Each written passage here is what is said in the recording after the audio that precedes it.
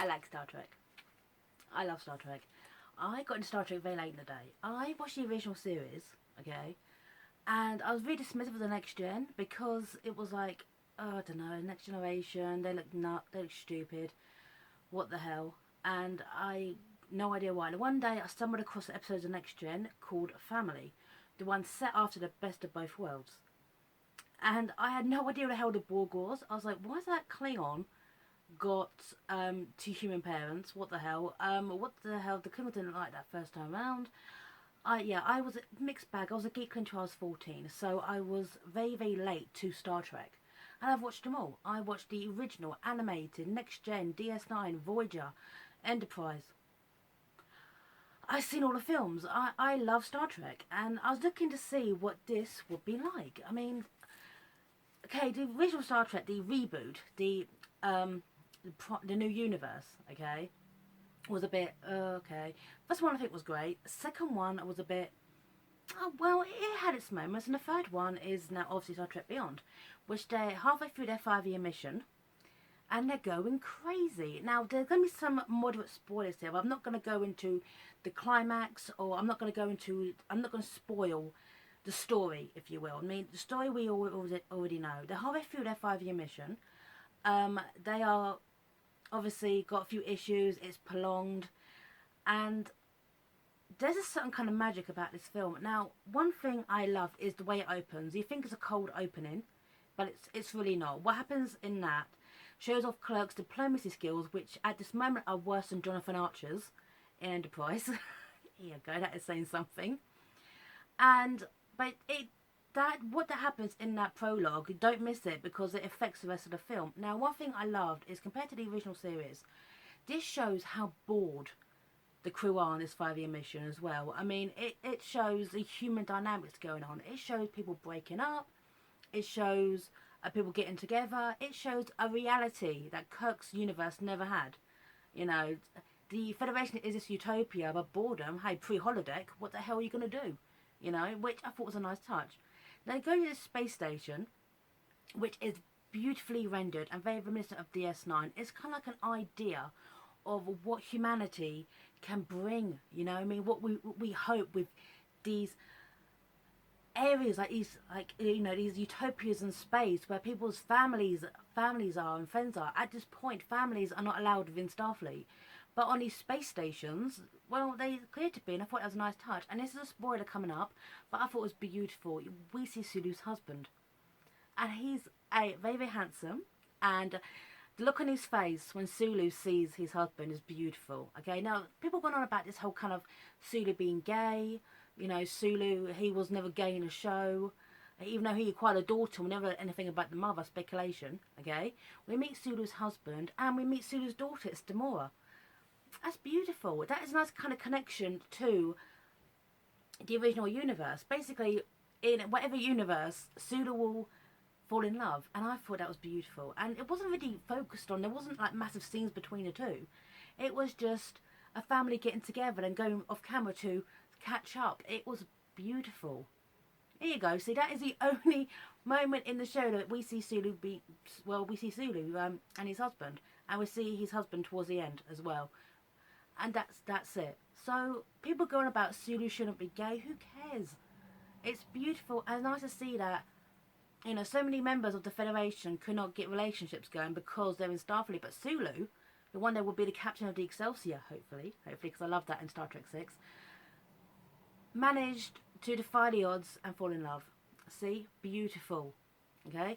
Now, the actual storyline itself, I'm going to keep it brief. They get boarded, okay, by these aliens. Leader is a gentleman by the name of Kroll, played by Idris Elba. Now, at this preview intro, Idris Elba opened. He's wearing a mask, but his beautiful voice, oh my god, his beautiful baritone voice, you know the one I mean, just watch Ruther, was amazing. Every time he spoke, and obviously it's a Star Trek, it's psychobabble at times, you actually believed it. It was wonderful. They get boarded, the Enterprise goes to shit, whole breaches all over the place. The saucer section is separated from the lower section, which I thought was nice, kind of, you know, a little twist from the Next Gen when it happened, which was rare because it was expensive to render apparently. And the Enterprise comes down. Now, I have to confess, it happens all the time with the Enterprise. There's enough letters in the alphabet, aren't there?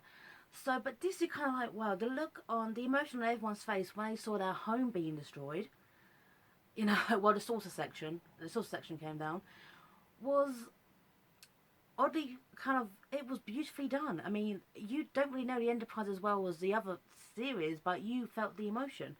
Now, this is where the film is genius, and I'm going to give Simon Pegg, who wrote this film, some dues. He listened to the audience. He listened to us, the fans. In the last film, it annoyed me that Chekov, played by Anton Yelchin, I'm going to get to him a bit more towards the end of this, he was really, really underused. He was basically Scotty quit, he got stuck in the engine room, and you're thinking, what are his qualifications? His bridge. But anyway, with this, he is basically next to Kirk. Everyone gets separated, and their normal groups are mixed up. You have Sulu with Uhura, and Uhura does a fantastic job, and so does Sulu. You've got Spock and McCoy together, which perform some of the best comedy moments of this, because Dr. McCoy is his typical southern self, and Spock is, Spock. And the emotion to the deadpan, honestly, and at times it felt so reminiscent of the original series. I mean, that was perfect casting. And you had Kirk with Chekov. And I kind of liked that due to the dynamic of this, because Chekov is still the youngest crew. He was 17 in the original film. And yet in this, obviously, he's now probably about in his early 20s. And he still can't... Now, he shows a little bit of that naivety, but at times, his maturity as a character, he's less hyperactive. He's very, very focused. And I'm going to give this some dues. Now, this is not deliberate. But Anton Yelchin, he will be sorely missed in the Star Trek universe. He did an absolutely fantastic job in this film.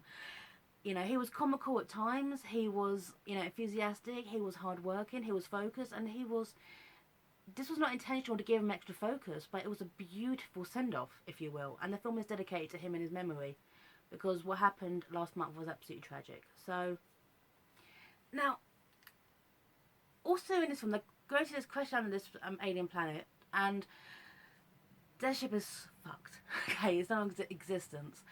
I kind of like the fact that it pulls in the early years of the Federation, okay? The early years, the original enterprises. Oh, okay, that's the wrong word to use, okay? These adventurers, and kind of pulls in like the history of Starfleet into this. And it is kind of focused around Idris Elba's character.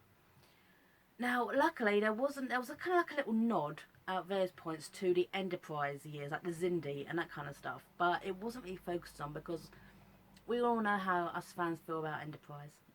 Yeah, that's it. That's all I'm going to say on the subject. So that was kind of like a nice little twist, kind of bring us into it. But essentially, they are on this planet, it's an alien planet, and they have to obviously try to get off it. And they meet Jayla, okay, played by, I had to make a note of her name, Sophia Boutella, who played Giselle in Kingsman. She is the standout of this film. She is absolutely magnificent. Now, she's a ballet dancer in real life, so even when she's doing her fight scenes, she has this natural grace to them. She is smart. She is, okay, yeah, fine, she's beautiful. She is smart, she's dedicated, she's sarcastic.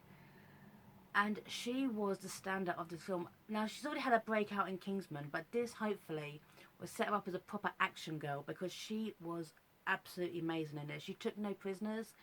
She was not the damsel in distress. She was just, I think, the future for Star Trek right now. And hopefully she'll be back for the next film, because she was magnificent. So it is quite difficult doing this. I don't want to give out any spoilers, but one thing I am going to say about this film is it's fun. The first film started off a bit dark, obviously, with the death of George Kirk. And obviously this is affecting Kirk to this day. He still has his daddy issues. And he feels quite alone in himself. He's captain. He has McCoy to obviously kind of be his backup for this. And on some level Spock.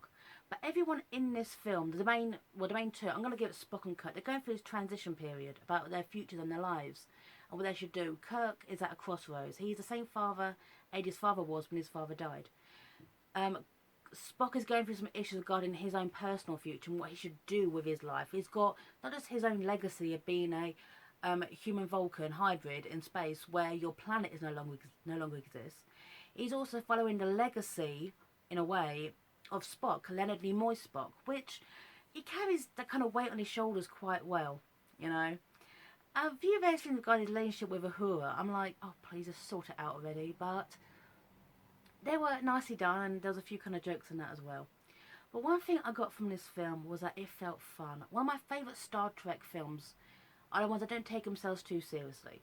I mean, that is absolutely why I love Star Trek 4, The Voyage Home, because it hasn't gone to the past and getting whales. It's not serious. It's actually quite fun.